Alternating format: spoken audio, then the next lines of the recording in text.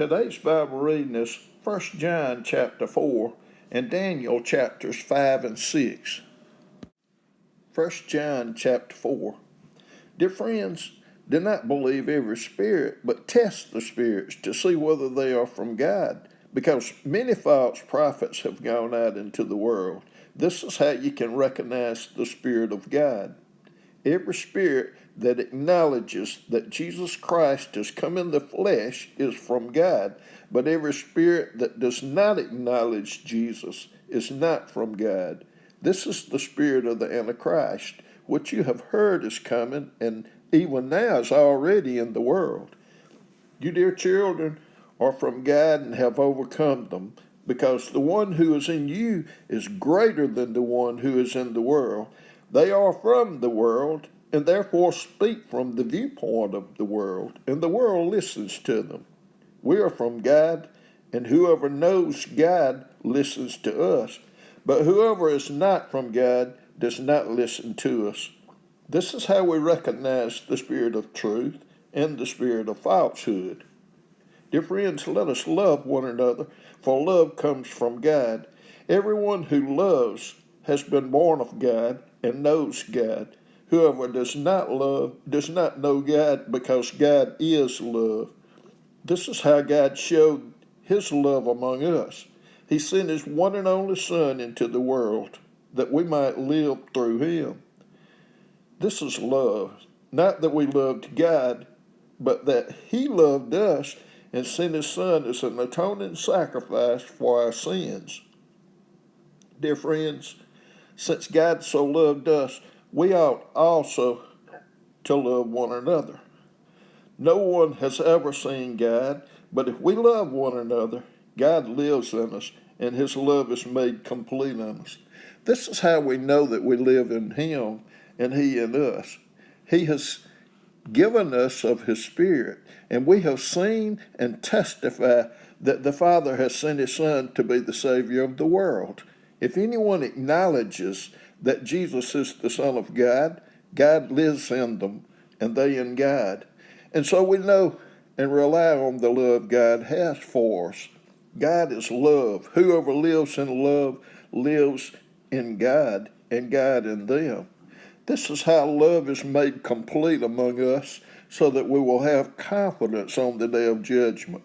In this world, we're like Jesus. There is no fear in love, but perfect love drives out fear, because fear has to do with punishment. The one who fears is not made perfect in love. We love because he first loved us. Whoever claims to love God, yet hates a brother or sister, is a liar.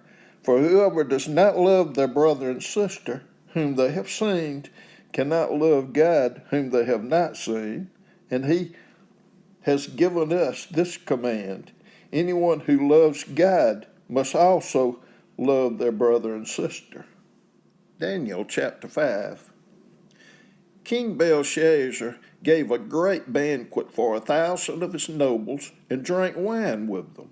While Belshazzar was drinking his wine, he gave orders to bring in the gold and silver goblets that Nebuchadnezzar his father had taken from the temple in Jerusalem, so that the king and his nobles, his wives, and his concubines might drink from them.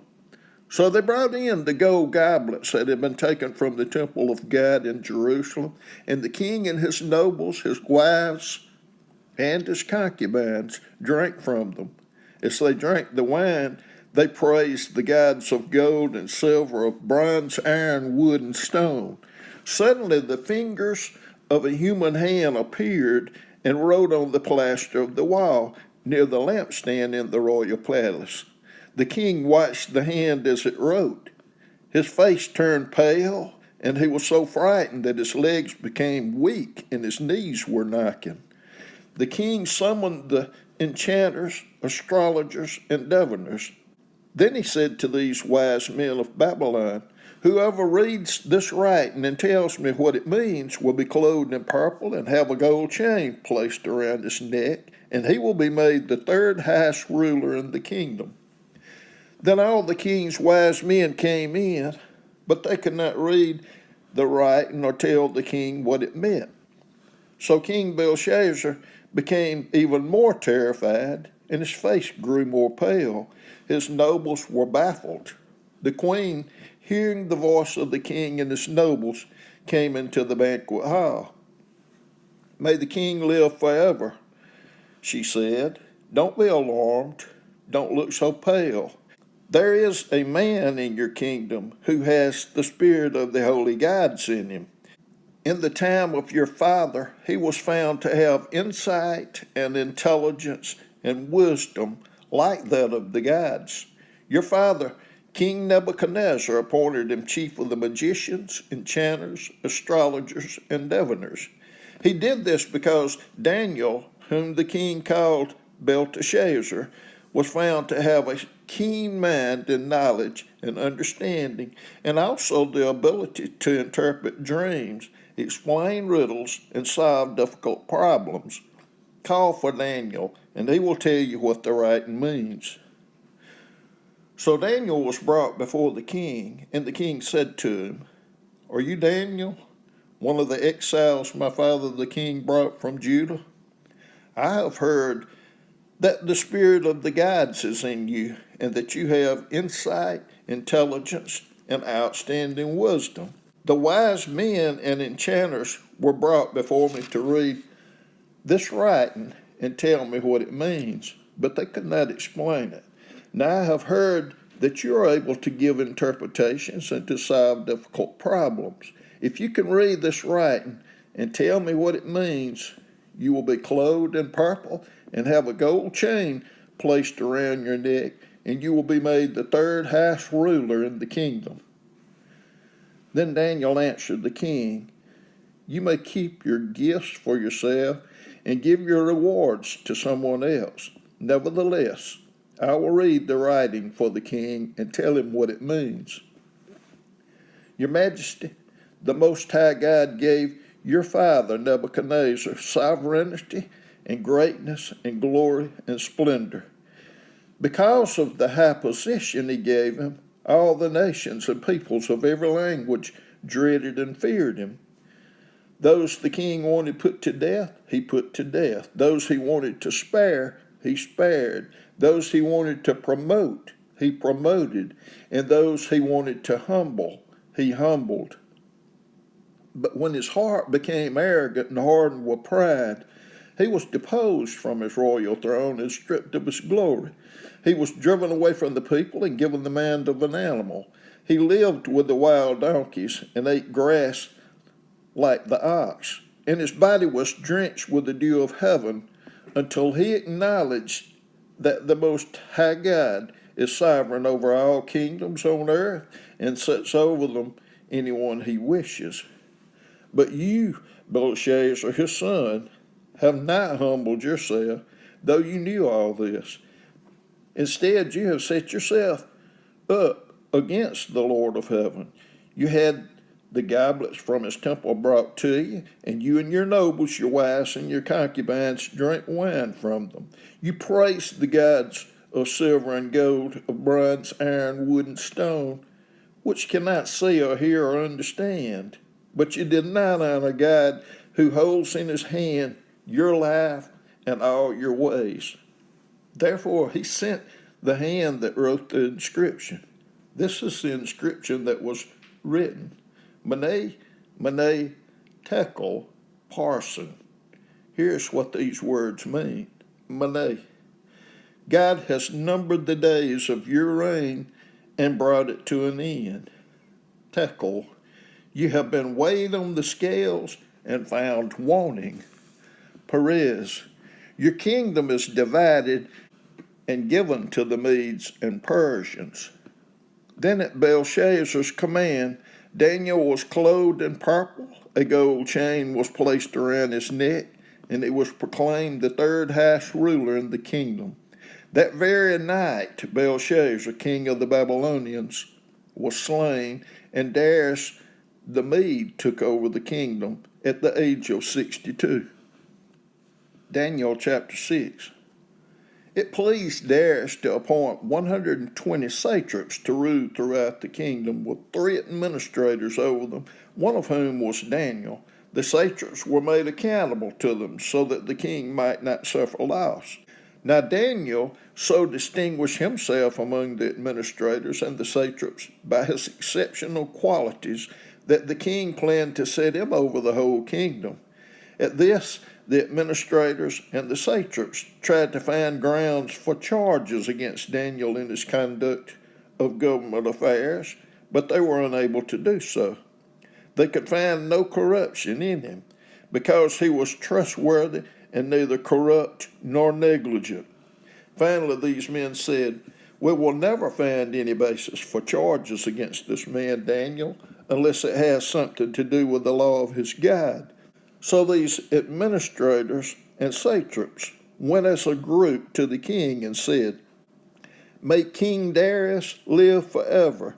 The royal administrators, prefects, satraps, advisors, and governors have all agreed that the king should issue an edict and enforce the decree that anyone who prays to any god or human being during the next 30 days, except to you, your majesty, shall be thrown into the lion's den. Now, your majesty, issue the decree and put it in writing so that it cannot be altered, in accordance with the law of the Medes and the Persians, which cannot be repealed." So King Darius put the decree in writing. Now when Daniel learned that the decree had been published, he went home to his upstairs room where the windows opened toward Jerusalem. 3 times a day he got down on his knees and prayed, giving thanks to his God, just as he had done before. Then these men went as a group and found Daniel praying and asking God for help. So they went to the king and spoke to him about his royal decree. "Did you not publish a decree that during the next 30 days, anyone who prays to any god or human being except to you, your majesty, would be thrown into the lion's den?" The king answered, "The decree stands in accordance with the law of the Medes and Persians, which cannot be repealed." Then they said to the king, "Daniel, who is one of the exiles from Judah, pays no attention to you, your majesty, or to the decree you put in writing. He still prays 3 times a day." When the king heard this, he was greatly distressed. He was determined to rescue Daniel and made every effort until sundown to save him. Then the men went as a group to King Darius and said to him, "Remember, your majesty, that according to the law of the Medes and Persians, no decree or edict that the king issues can be changed." So the king gave the order, and they brought Daniel and threw him into the lion's den. The king said to Daniel, "May your God, whom you serve continually, rescue you." A stone was brought and placed over the mouth of the den, and the king sealed it with his own signet ring and with the rings of his nobles, so that Daniel's situation might not be changed. Then the king returned to his palace and spent the night without eating and without any entertainment being brought to him, and he could not sleep. At the first light of dawn, the king got up and hurried to the lion's den. When he came near the den, he called to Daniel in an anguished voice, "Daniel, servant of the living God, has your God, whom you serve continually, been able to rescue you from the lions?"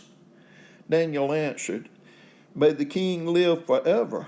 My God sent his angel, and he shut the mouths of the lions. They have not hurt me, because I was found innocent in his sight, nor have I ever done any wrong before you, your majesty."